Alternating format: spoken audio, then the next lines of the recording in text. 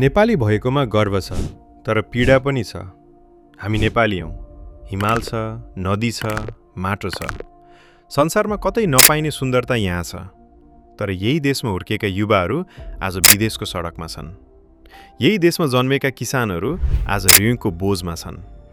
यही देशको नाममा राजनीति गर्नेहरू आज महलमा बस्छन्। मलाई एउटा प्रश्न लाग्छ, के हामीले देशलाई माया गर्छौँ कि देशको नाम मात्र माया गर्छौँ?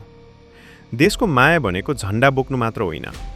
देशको माया भनेको आफ्नो काम इमान्दारीसँग गर्नु हो, कर तिर्नु हो, भ्रष्टाचारको विरोध गर्नु हो, आफ्नो छोराछोरीलाई सही शिक्षा दिनु हो। अहिले नेपालमा परिवर्तनको आशा छ। नयाँ पुस्ता सचेत छ। तर परिवर्तन एक्लै सरकारले ल्याउँदैन। हामी सबैले मिलेर ल्याउनुपर्छ। तपाईलाई नेपालप्रति के आशा छ? कमेन्टमा लेख्नुहोस्। यो पोस्ट एकपटक सेयर गर्नुहोस् ताकि यो आवाज अरूसम्म पुगोस्। र पोलिटिक्स सेन्टर फलो गर्नुहोस्।